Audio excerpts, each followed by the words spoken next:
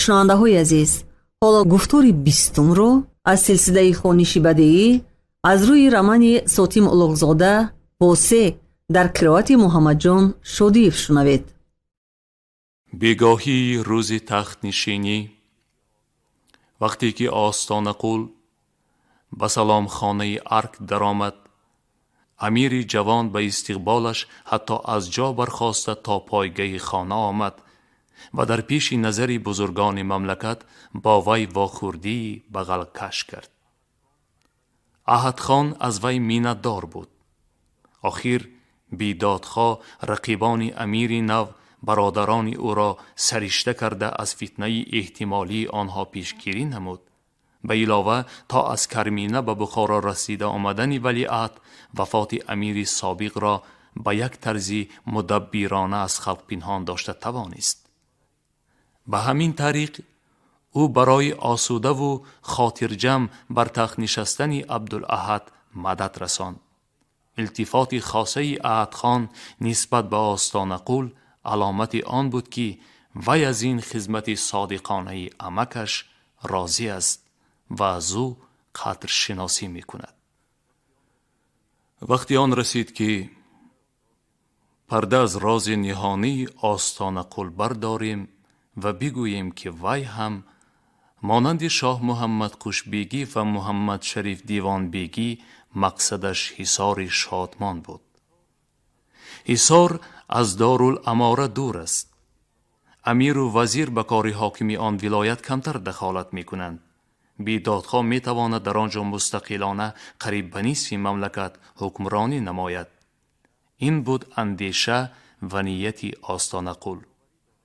вай боварӣ дошт ки амири нав бародарони аз худаш калонсолро, амирзодаҳои ҳокими вилоятҳо аз аҳадхон калонсолтар буданд ва албатта дар навбати якум бародари аз ҳама калонаш ҳокими ҳисор Мӯминтӯраро аз мансабҳояшон бекор хоҳад кард, зеро ки онҳо дилозурда мебошанд, вориси тахти падар шудани додарашонро ноҳақ ҳисоб мекунанд ва бадхоҳони ваянд. маснади ҳокимии ҳисор ба ин зуддӣ холӣ хоҳад шуд. Остонақул ба мукофоти хизматаш он маснадро аз амири нав дархост хоҳад кард.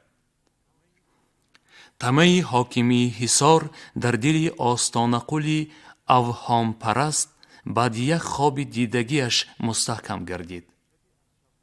шабе аз шабҳо дар шаҳри Сабз ӯ хоб дид ки шамоли тӯфоние хестасту вай дар болои харсанге истода харобкории онро тамошо мекунад. тӯфон иморатҳоро ғалтонда руфта мебурд, дарахтонро мешикаст. Остонақул пагоҳӣ мунаҷҷимро талабида аз вай таъбири хобашро пурсид.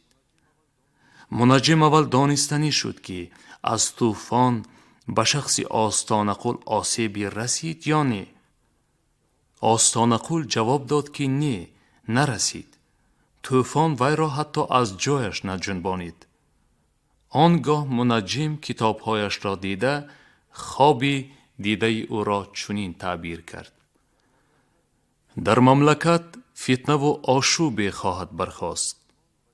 ҳокимон ва дигар бузургони мамлакат аз маснаду мансабҳошон ҷудо гашта ба ҳар тараф пароканда хоҳанд шуд. аммо Остонақул дар маснадаш барқарор хоҳад монд ва чун ӯ дар хобаш ҳангоми тӯфон бар болои харсанге истода буд, гумони ғолиб бар он аст ки пойгоҳи мақому маснади мазкур дар ҷоҳи кӯҳистон бошад. Остонақул ба таъбири хобаш бовар кард. вай фитнаю ошӯбро тасаллути наздики Русияи подшоҳӣ дар аморати Бухоро донист. он вақтҳо дар байни аксари амалдорон, сипоҳиён ва як қисми аҳолии мамлакат чунин гумоне ва эътиқоде паҳн шуда буд ки дар вақтҳои наздик подшоҳи Русия аморати Бухороро монанди хонаи Хӯқанд зер карда гирифта ба Русия ҳамроҳ менамояд. онҳо аҳадхони бо райъи оқ подшоҳ валиаҳдшударо дастнишондаи рӯзҳо пиндошта бар тахт нишастани ӯро ибтидои тасаллути Русия медонистанд. آستان قول نیز به همین عقیده بود. اما وی از چه سبب باشد چنین میپنداشت که هر آینه آق پادشاه برای پیشگیری از نیزا با دولت انگلیس، زیرا اگر حدود روسیه تا به نزدیکی سرحد هندوستان رسد سبب نیزا می شود، یا بخارای شرقی را در تصرف امارت خواهد گذاشت، یا که هیچ نباشد آن را نیم مستقل نگاه خواهد داشت. بیدادخواه امید داشت که اگر وی تا آن وقت حکومتی حصار شادمان را به دست درآورد، از روی حسن توجهی که روسها نسبت به خودش دارند، وی به قول منجم در مسند خود برقرار خواهد ماند. امیر باشد در آن وقت احتمال مانند خدایارخان خوقندی و بیکهای سابق شهر سبز و کتاب نفقه خوری حکومت پادشاهی شده عمر بسر برد.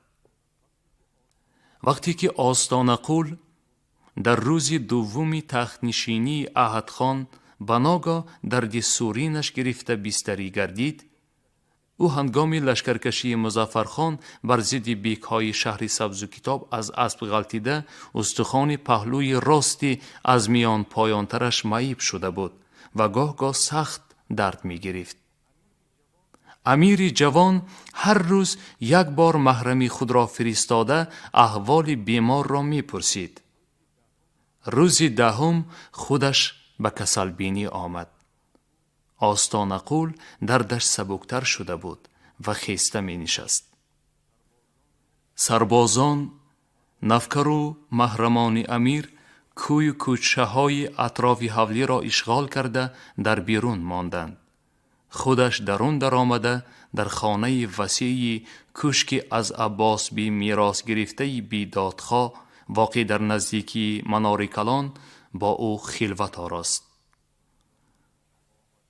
شما آمده همین روزها کسل شویده بیدادخواه، همین هم کار شد. شوخی کرد احد خان. به خدا که اگر گواهی طبیبتان را نشونیده بودم گمان می کردم که شما قصداً از ما گریخته خودتان را به کسلی زدید. این فقیر همین قدر فکر می کنم که چه گناهی کلان کرده بودم که خدا در این ایام سعید در اولین روزهای سلطنت امیر جوان بختم ولی نعمتم مولایم دردی کهنه مرا نو کرده غلامشان را از سعادت خدمت در پایه تخت اسکندری محروم ساخت. به زور خیسته تعظیم بجا آورده گفت آستان قول. اما معلوم می شود اکنون گناهم نه فقط معاف شده بلکه باز پروردگار مرا به این شرف والا و به این سعادت اعلا سزاوار دیده است که حضرتم به کلبه حقیر این فقیر قدم مبارک رنجه فرمودند. امیر نشسته سری صحبت درازی را باز کرد. اول از بسیاری تشویش‌های سلطنتی خود سبک شکایت نمود. افسوس خورد که در این مدت مرد مدبر و خردمندی همچون بیدادخواه نزد او حاضر نبود. سپس چگونگی آن تشویش‌ها را بیان کرد.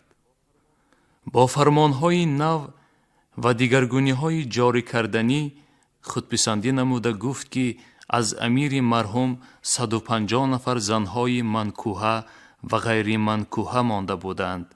او یک عالم خرخشه و عربده را تحمل کرده همه آن زنها را با دادن انجام روزگارشان به خودشان از حولی های ارگ بیرون نمود. خوجه های خاندامات که امیر مرحوم از ارگ بیرون برآمدن آنها را همیشگی منع کرده بود، از وجه اینکه می ترسید مبادا با واسطه آنها سر و اسرار درباری به دهان مردم افتد، نیز از درگاه رانده شدند.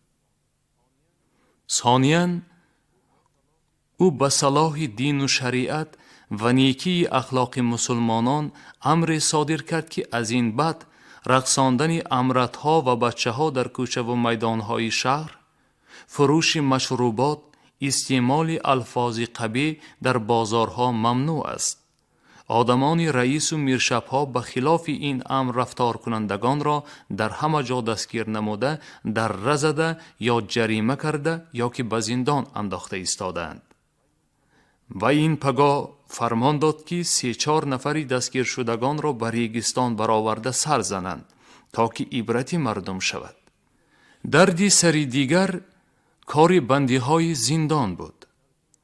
در زندان چند صد نفر بندی از 1 سال کشیده تا 25-30 سال باز زنده پوسیده خواب کرده بودند. ماموران زندان درباره آنها از ترس به امیر مرحوم عرض داشته نمی کرده اند. از این سبب در دوام امارت 25 ساله قبلگاهی مرحوم چندین هزار بندی در زندان مرده اند. او فرمان داد که تقدیر زنده ماندگان زودتر حل و زندان برای بندی های نو خالی کرده شود.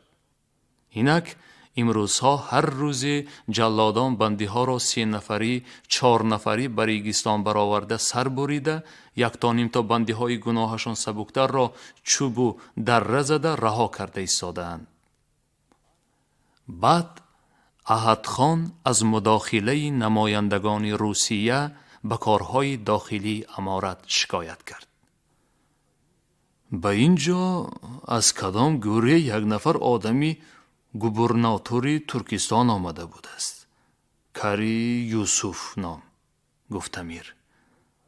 وی هر روز جلال الدین ترجمان را جیغ زده از نام گوبرناتور امیر فلان کند، بسمدان کند، گفته دستورها می دهد. برای تهنیت ما 1 هیئت سفارت روسیه می آمد است. تا آمدن این سفارت من از برای خوشنودی امپراتور زندانها را، آبخانه و کانالخانه ها را نیست کنم، به مثال ترمه های روسیه حبسخانه های نو سازانم بوده است. از چاروقوف هم به همین مضمون مکتوب آمد. شما چه مصلحت می دهید بیدادخواه؟ من به آنها چه جواب دهم درست می شود؟ جناب عالی خود بهتر می دانند، گفت آستان قل. اما مصلحت فقیر این است که به پیشنهاد وکیلان روسیه نگویند، خوب گویند، اما کار را با هر خیل بهانه فیصل دهند، عقیب پرتایند. قوشبیگی و دیوان بیگی وجه گویند که اگر ما حاضر زندان، آبخانه و کنخانه ها را نیست کنیم، دشمنان جناب عالی، قاتلان، دزدان دلیر می شوند. آخر سلطانی که زندان، دره و کنده و زنجیر نداشته باشد چه سلطانی است؟ از وی کی می ترسد؟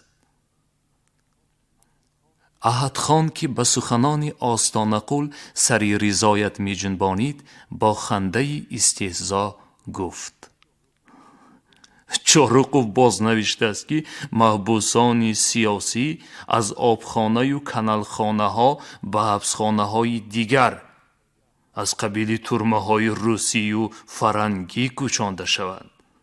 مهلت حبسشان، خوراک و پوشاکشان مقرر شود. آستان قل هم خندید. به شهر سبز 1 نفر سیاه روس آمده بود. نقل کرد آستان قل. خودش گیاه شناس بود است. التماس کرده بود که فقیر به وی بار دهم. بار دادم، آمد. در بین گپش گفت که جریده های فرنگستان از وجه بخارا و خیوه به روسیه عیب می ماندند که یعنی بخارا و خیوه در حمایت دولت روسیه باشند هم در آن خانه ها محبوسان را وحشیانه عذاب می دهند، جبر می کنند، در زندان های تاریک زنده می پوسانند و روسیه خودش را دولتی متمدن می شمارد و لیکن در خانه های به حمایت خودش بودگی زندان ها را نیست نمی کناند. از وجه زندان ها به جناب عالی نامه نوشتنی چاروقوف به ملاحظه همین عیبمانی فرنگستانی هاست. نباشد روسیه را به زندان های ما چیکار؟ فرنگ شریعت محمدی ما را چی می داند؟ باز خود جناب عالی بهتر می دانند که لیکن به عقل کوتاهی این فقیر می رسد که در این باره به چاروقوف آبخانه و کنخانه گپی خشک و خالی است.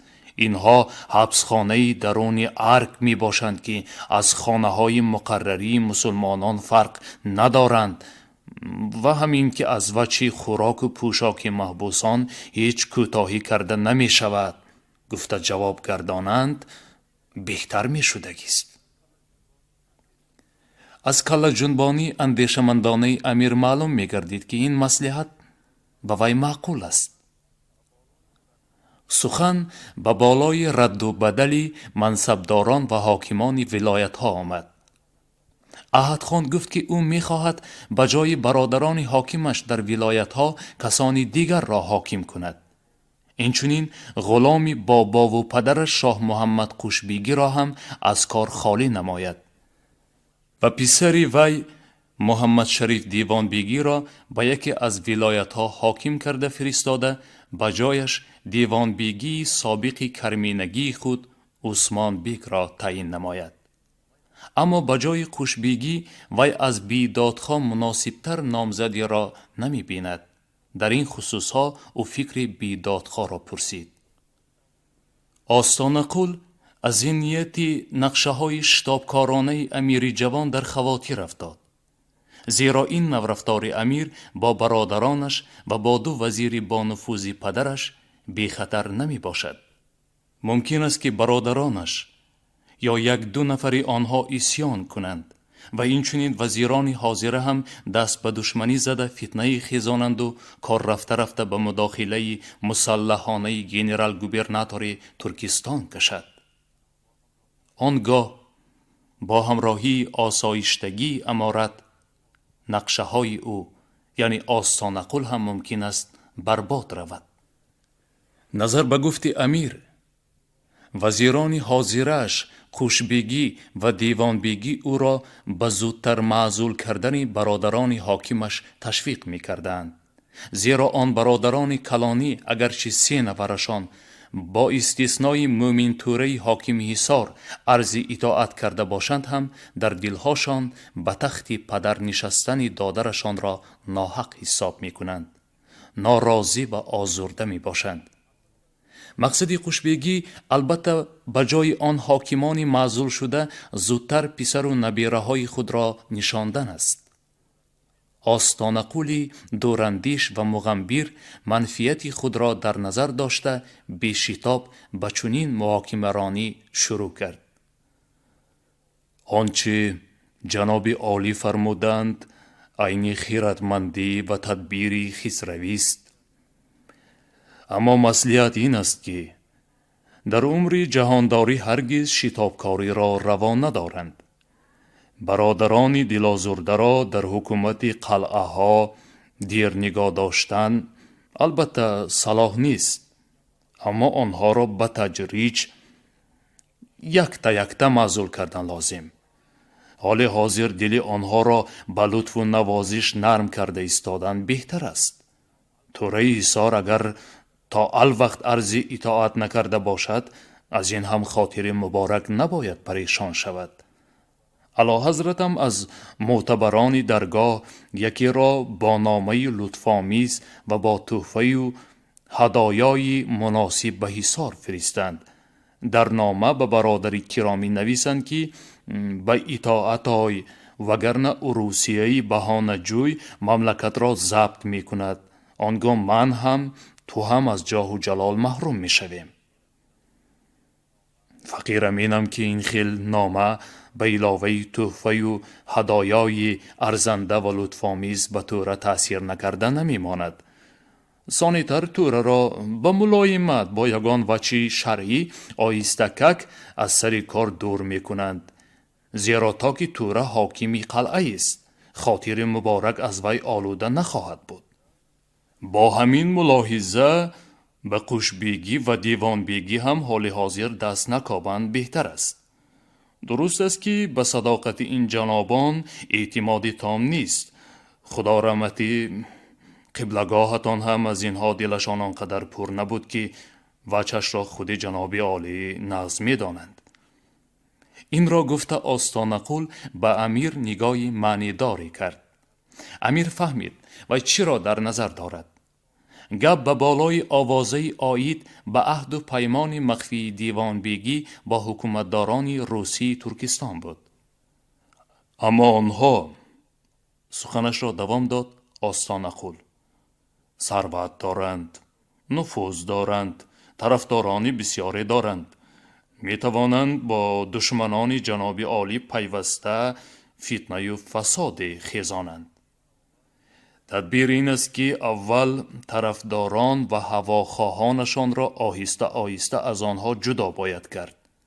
ثانی‌تر وقتی که جناب عالی از برادران کرامی خاطر جمع شدند، کار قوشبیگی و دیوانبیگی را مطالعه خواهند کرد. بعد شما را قوشبیگی کنم راضی می شوید؟ پرسید امیر. آستانقول دست بر سینه گذاشته نیم تعظیمی کرد و گفت: از بنده نوازی امیرم سرفرازم، اما با اجازت عالی این فقیر یک سوال دارم. فرمایید بیدادخواه. آیا اعلی حضرتم به خزینه ملاحظه فرمودند خزینه دولت به چی حال است؟ مزیش نه. ساده‌وار گفت امیر. خراج امساله پره رویانده شده باشد یا نه؟ نه. در چندین ولایت فقط نصف خراج هر ساله یا اندک زیادتر از نصف رویده است و خلاص. علی خصوص از ولایت هایی که حاکم هاشان برادران کرامی ما می باشند. درآمد خزینه خیلی کم شده است. انا اینش عجیب.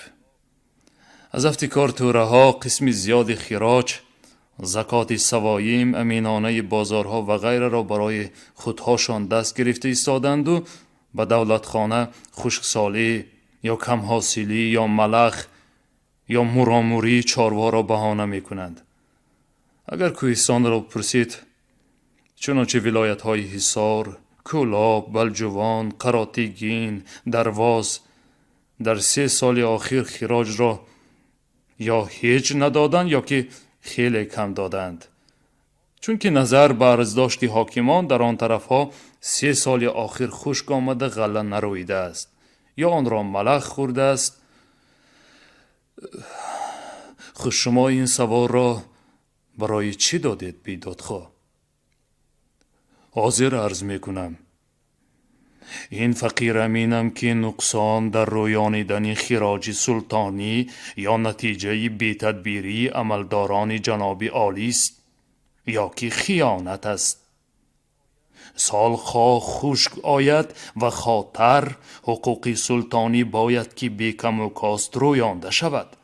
حاکمان املاکداران اگر در خدمت کشا باشند، عهده برا باشند، کم آمدی یک خراج را از دیگرش، به مثل کم آمدی خراج آبی را از للمی، للمی را از چاروا، چاروا را گویم از تناپولی، تناپولی را از امینانه بازارها، از سودا، از کسبه می برارند. از افتکار در این باب دیوان خراج هم حاکمان هم کار را سهل گرفته ایستادند. اکنون این فقیر به سوالی که فرمودند قوشبیگی می شوی یا نه جواب می دهم. مولای من به غلامشان هر خدمتی که فرمایند صاحب اختیارند. این فقیر به جان خدمت می کنم. اما اگر به کرمی خسروانه رأی این غلامشان را پرسند، این فقیر از صاحب دولتم حصار شادمان را طمع دارم. فقیر به صاحب دولتم قول می دیم که خراج سلطانی همه ساله از تمام ولایت های کوهستان با بقیه هایش پرچیده به دولت خانه رسانده خواهد شد. در لبان امیر تبسمی خوشنودی پدیدار شد.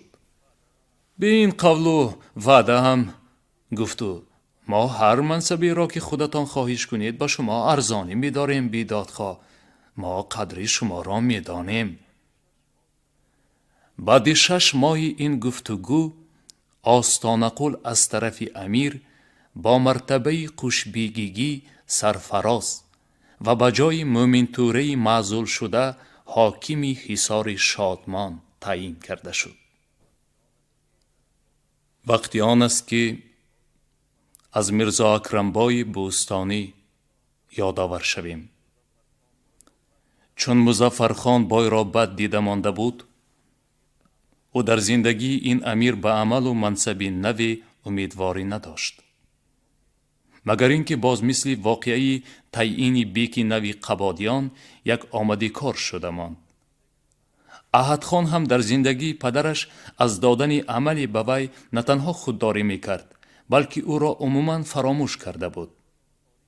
بنابراین میرزای قاری موقتا خود را به کنج خاموشی کشیده پیشه سودخوری را اختیار کرده، پولهای از زکاتچی قبادیان و فروش اسبها پسنداز کردهش را به دهقانان، سوداگران و کاسبان قرضخواه به فایده 2% و 3% قرض داده به فراغت حال در دهه خود میزیست.